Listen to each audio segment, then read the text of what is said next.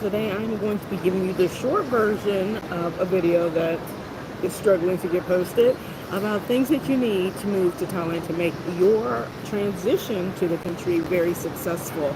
So I'm just going to quickly highlight these because again I do have a video that's stuck in CapCut.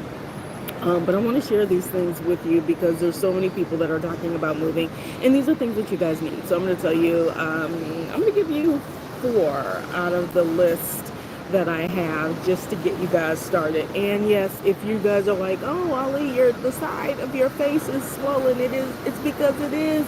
So we're going to be talking about medical tourism at some point too, because I need to get some dental work and I've been putting it off, and now I've got a swollen face. And I hear mental tourism here in Thailand is the joint.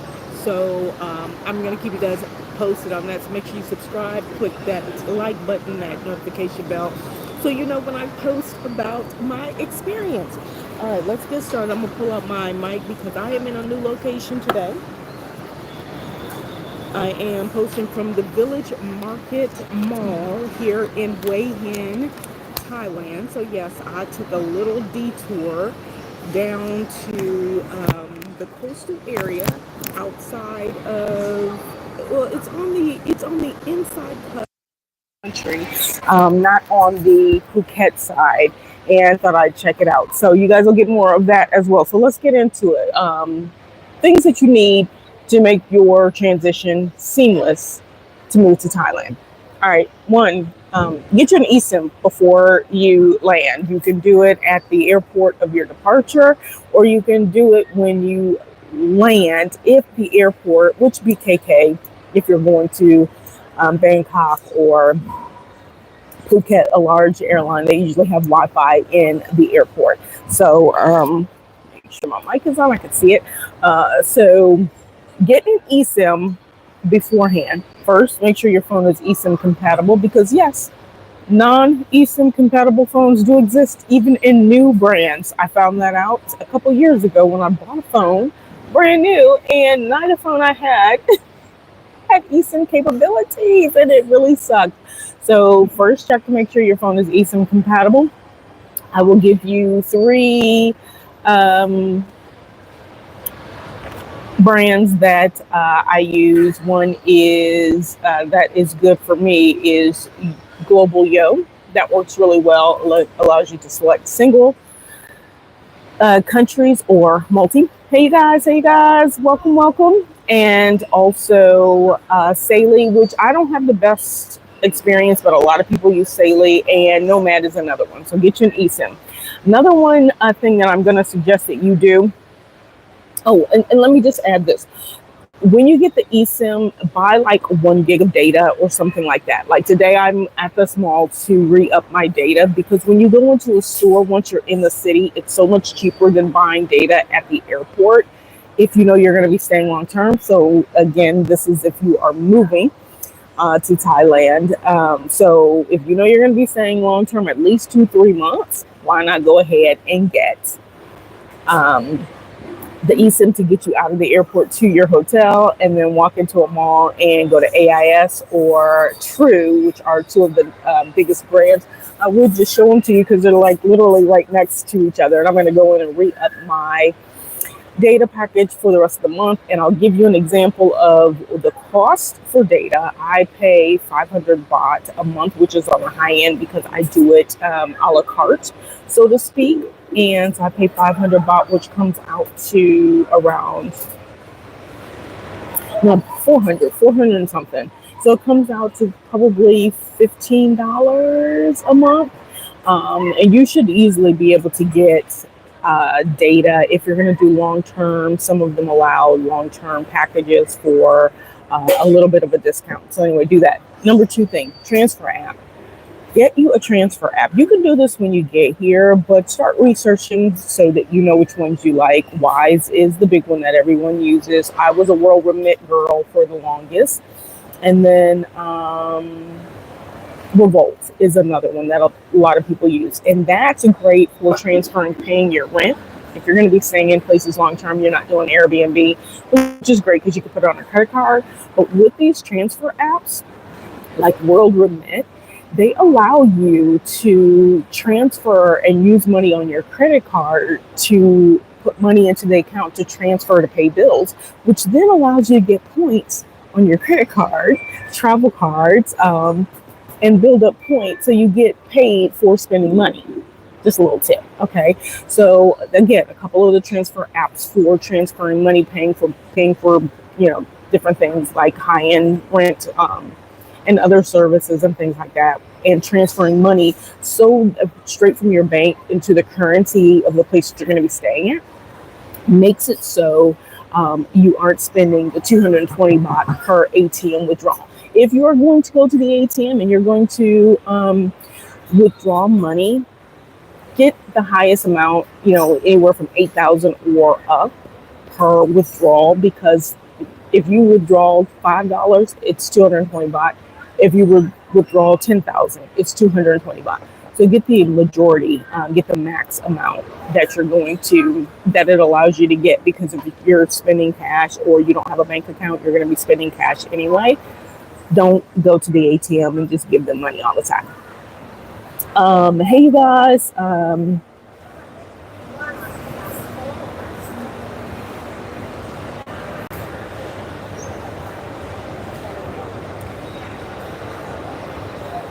Okay, so transfer apps, that's number 2. Another thing that I want to share with you guys really quick is the different apps that you should get when you move to Thailand, or before you move. Go ahead and download these. Number 1, Grab.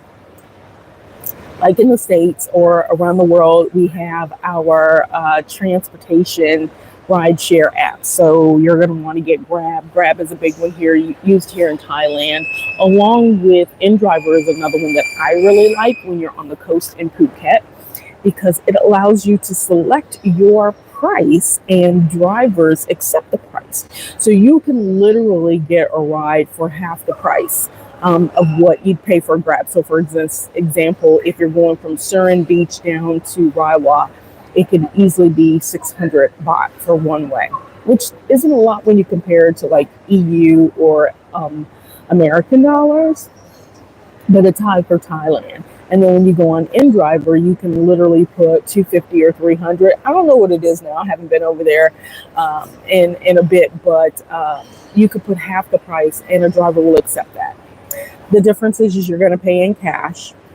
So make sure you have cash on hand. All right, so let's move to the next app that I think you should get. I'm only going to give you a couple on this because when I get the video posted, it's going to have everything on it. Google Translate or AI Translate. Get a Translate app because Thailand is not 100% English speaking. It's not even a second language, but it is the language of choice that they use most often.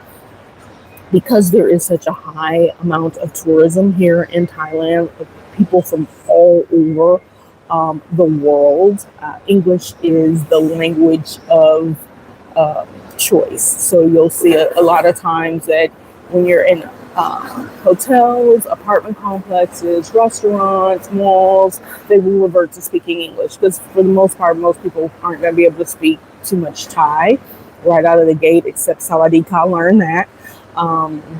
That's my other tip, so we're going to hold on that.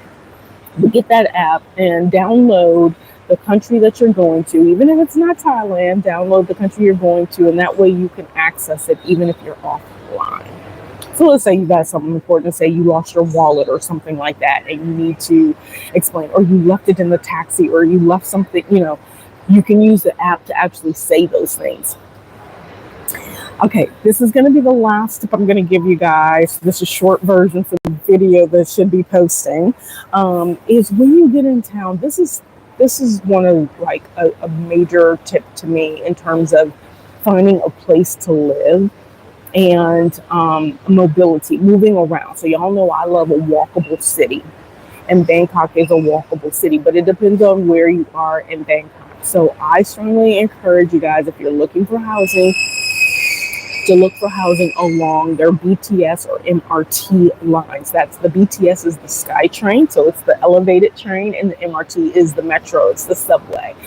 And those will literally take you pretty much anywhere in town. There's buses everywhere, so that's not an issue. And of course, you have Grab bikes, cars, and larger vehicles, and you have the tuk-tuk paddy wagon style transportation. But those typically in Bangkok are more expensive because they're kind of geared for the tourists, for families and people wanting to experience that. So they are like a little expensive, I think. Oh, thank you, Canada. Thank you so much. I appreciate that. Interestingly enough, out of all the places I've been to, I've yet to go to Canada. It's crazy, right? Okay. So, but anyway, with the BTS and the MRT, you can buy single passes for the travel for the ride that you're going to take. And you may like, how do I know how much it's going to cost? When you go to the booth, you tell them where you're going, where you're exiting, and they charge you that amount from your stop to the next stop because you need the pass to get in. Keep the pass if you buy a single pass because you're going to need it to go out. So if you've never taken a train or bus or anything where you use a card as entry, that's what you're going to need. But I strongly encourage you to get a reusable card. So for BTS, I have a reusable card, which I will show you guys. I will show you. I think I have it on me, even though I'm not in Bangkok right now. Oh, I guess I don't.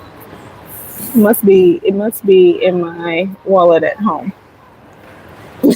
in my keep it safe because I've already lost one card, and they're good for like forever or at least 5 years. So let's say you're in and out of Thailand or you're in and out of Bangkok and you get the BTS card and you're like, well, I'll be back in 6 months. Can I reuse it? Yes, because I've done that. You can reuse it, add money to it. But to get the card, you go to the booth, but you have to take your passport because it's registered to your passport number. So make sure you take your passport with you. I can't remember if they use a picture or if I actually have my physical passport. So I know they'll take that. And then you just load money onto it and you just reuse the card. It is the easiest system. Their BTS is amazing. They're super clean. Don't eat on the BTS or their MRT either. And they pretty much take you anywhere and make moving around the city so easy, especially if you have family. Sometimes it makes sense to get a car, and I will tell you the reason why, with it being so cheap. Like, for example, a ride from either of the airports to the center of the Sukhumvit or down to the real touristy area is going to take you about an hour and a half, easy, on a non-busy day. And so that's a lot of traffic where you could jump on a train. It might take the same amount of time, but you're not like stuck in traffic, so to speak. And you have the option to pop off when you want to. Pop off meaning get off the train. So those are some options. But anyway, those are the 4 little things that I'm going to tell you should have to make your transition into Thailand so seamless, so easy, so that when you get here, especially if it's like, not your first time, so you've got a little experience, you've moved around a little bit, you know a little bit about the cities and how Thai people and the local culture is, and you could just like get off the plane running, so to speak. These are things that make it so easy to move about.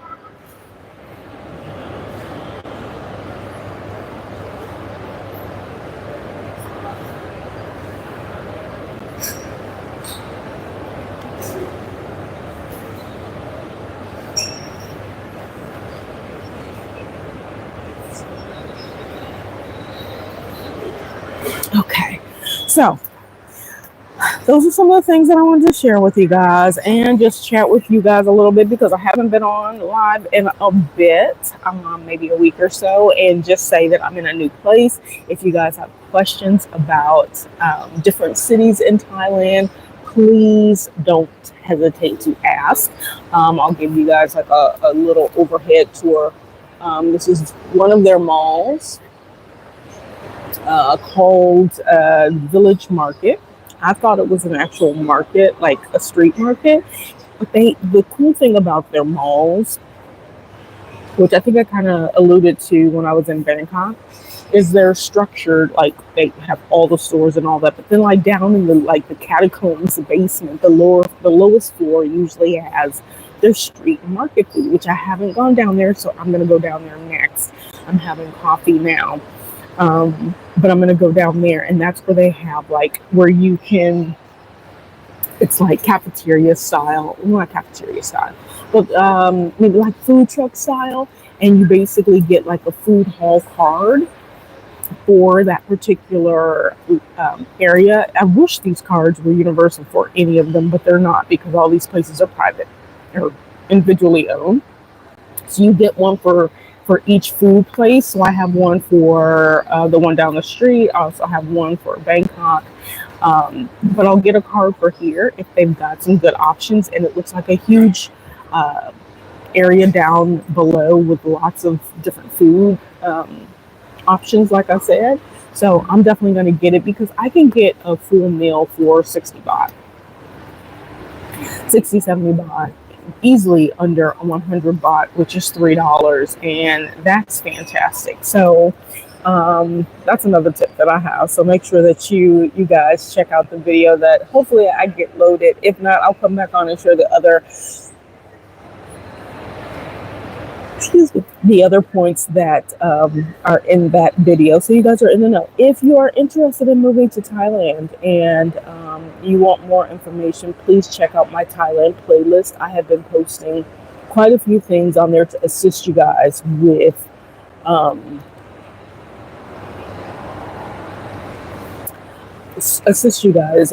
transitioning and what you need to do. Also, I recently posted about the DTV, the Destination Thailand visa, that a lot of digital nomads are using, or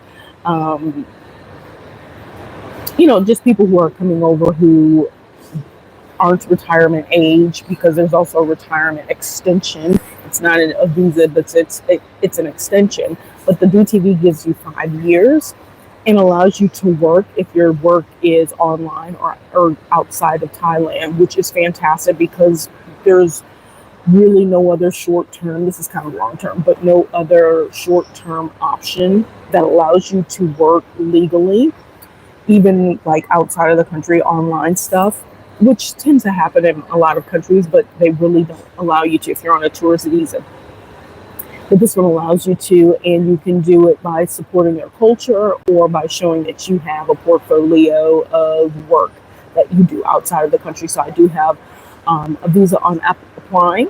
I have a collaborative video. I have a video on how to apply, a collaborative video I did with a sister traveling friend from Black to Legacy on her page about my approval and her denial for the visa, because yes, you can be denied.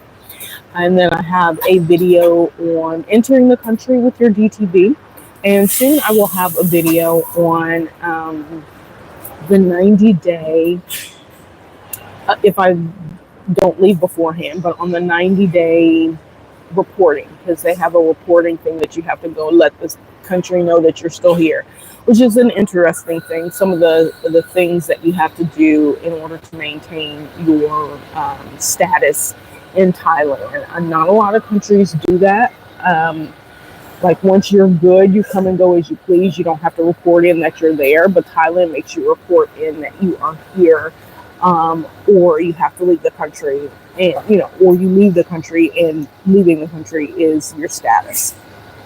Okay, so those are things that we can also talk about, because those are some of the things that are also becoming deterrents for people coming to Thailand, because Thailand is starting to share their tourism numbers and numbers for their longer term visa holders and things, and those numbers are diminishing because nearby countries don't have such strict or loopy type requirements that feel like they change every 6 months.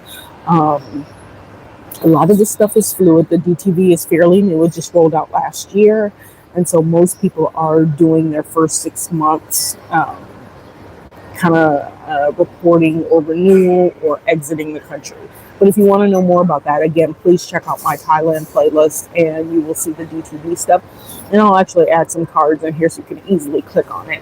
If there's other things that you want to know, please, please, please don't hesitate to ask. And Thailand is one of maybe 50, I think I'm on country 52 of places that I have been around the world. This year alone, I've been in Thailand 3 times. So I started in Thailand in November of last year through January. Then I went to Albania. Then I went to South Africa and then Singapore and then back to Thailand and then to Vietnam to apply for my DTV and then back to Thailand. So, and I still have 6 months of the year to go. So that's just this year. Last year was a myriad of countries as well. So I've been to every continent except the Oceania and Australia and Antarctica. I haven't been to Antarctica yet either. So anyway, you guys, I just wanted to share that with you guys and kind of just let you see where I am, where I'm kind of rocking and rolling right now. Malls are malls, but it's always kind of neat to go into a mall. Hey, Fresh D from South Africa. Which part of South Africa? Or which city in South Africa are you in? I was in South Africa for, excuse me, a little over 2 months earlier this year. Literally, really considered moving there and had never considered that previously. Loved Cape Town once I kind of meshed my way into Cape Town, which only took a week. It really was kind of understanding the culture there and that kind of thing. So once I got that worked out, figured out, I loved Cape Town. There's bits and parts about it that are difficult, but coming from the United States, it literally is one place that semi-mirrors at least the complexities. So it made it semi-easy to be there and understand the dynamics there. And then have people who openly talk about it and, don't tell you that you're making it up. So Johannesburg, I went to Johannesburg probably 2 or 3 times in the time that I was in Cape Town or in South Africa. I prefer the coast just because it was interesting to me. Johannesburg was it had a dark feel. Like it I have this thing about Batman movies.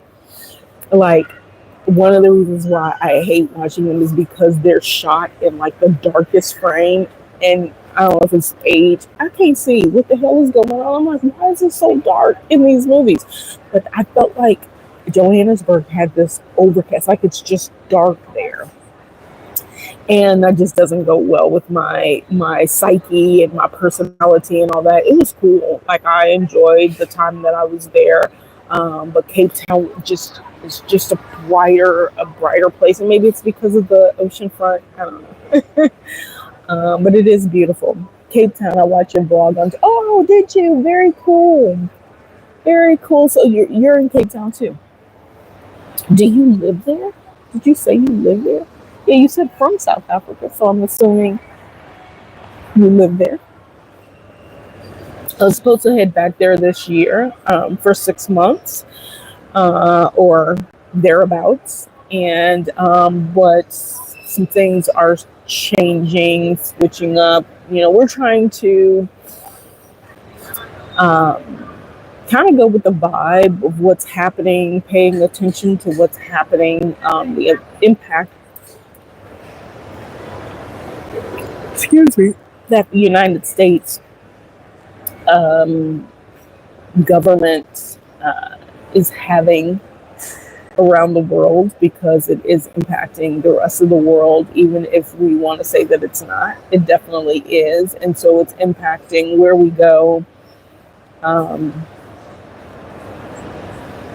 if we choose to stay, what's the climate there. Like, I mean, in the time that I was in South Africa, I went to Zimbabwe. I was going to go over to Namibia, but ended up changing those plans to Namibia. And at that time when I was there, I didn't need a visa or to pay to go to Namibia. Literally, in the span of 1 week, of thinking of going to Namibia. Well, not 1 week, maybe a couple weeks.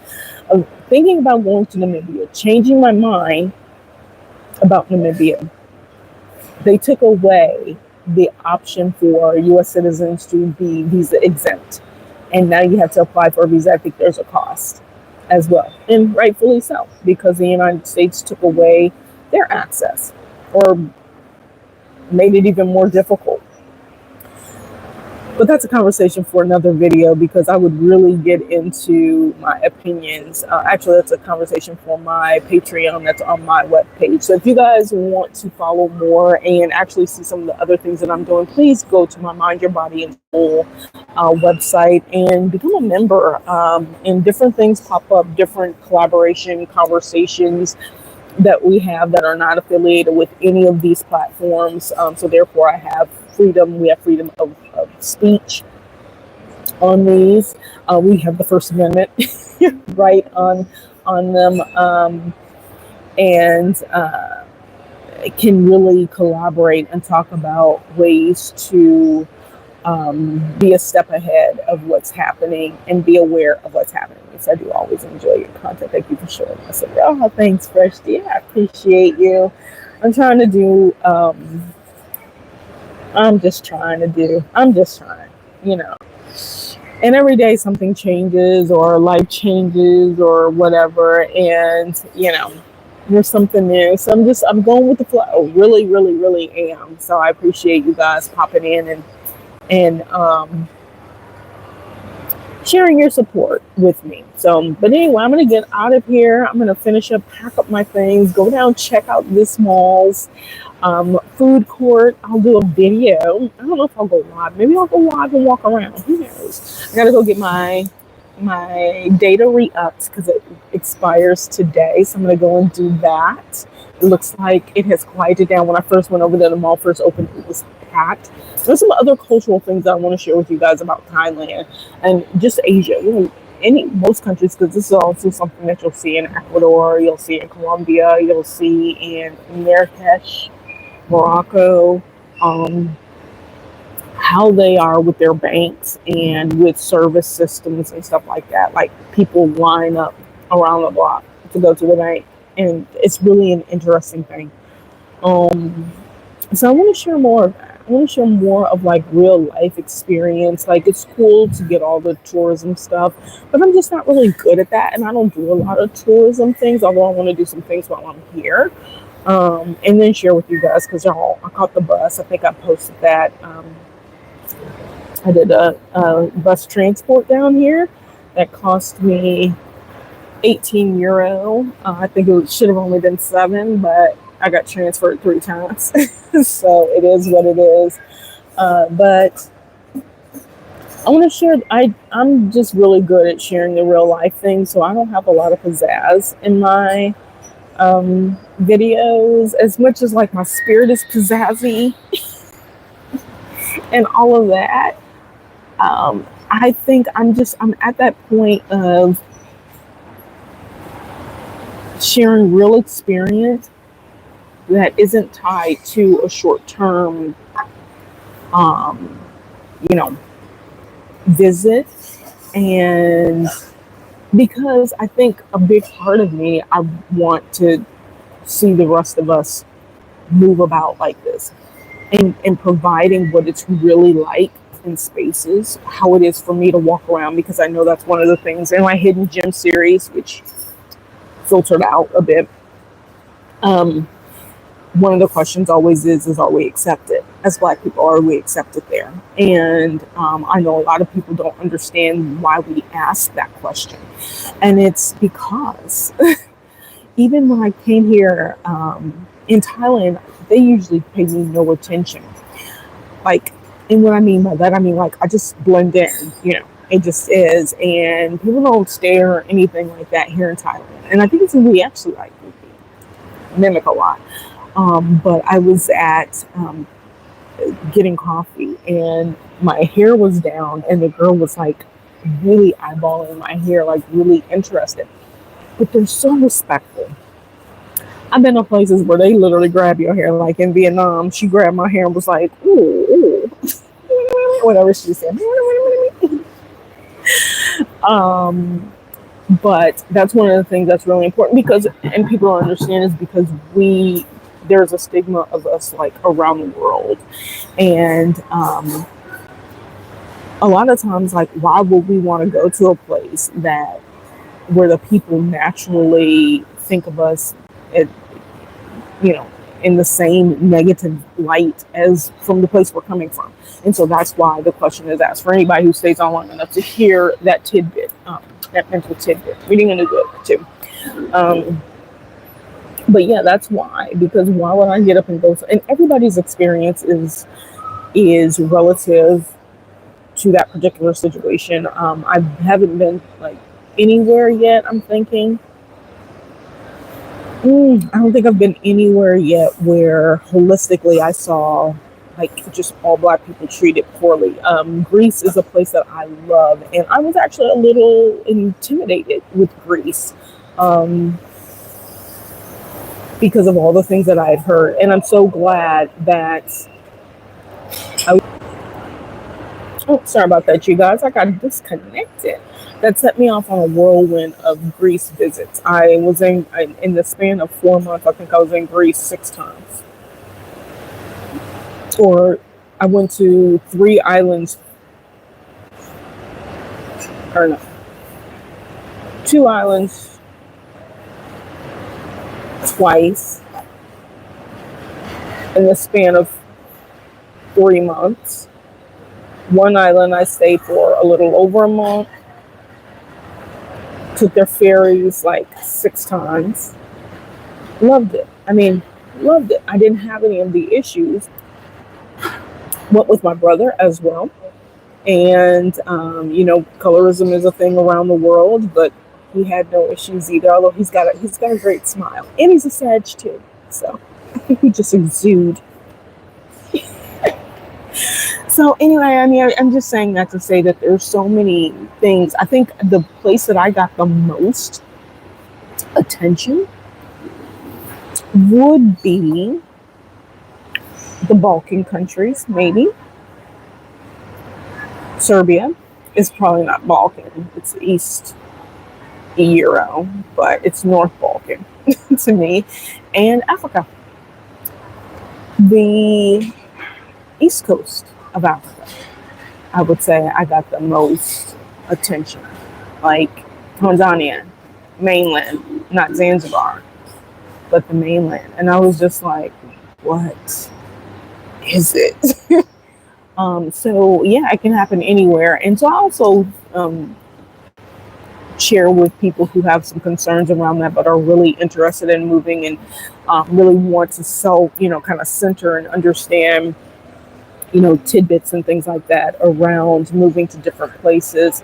And I can do one-on-ones with people because everybody's experience is different. And a lot of times people don't necessarily want to ask because they feel like someone's going to be derogatory and say, hey, you guys are making this up and all of that. And in a public space, a lot of times we get that. And so we want to feel like it's a safe space. And so I offer one-on-ones for those types of conversations that really nettle down into your personal situation and what you're trying to do with the move. But anyway, so I'm gonna get out of here, you guys. I'm at my 30-minute limit, and I'll walk around. So stay tuned. I may go live again and post some things, or I'll do some shorts and walk around the street food area and show you guys what you can expect to find if you come down here to the street market, the Market Village Mall in Manhattan. All right, so I'll see you guys later. I know the drill. Cookies and noodles. Peace and hair, please.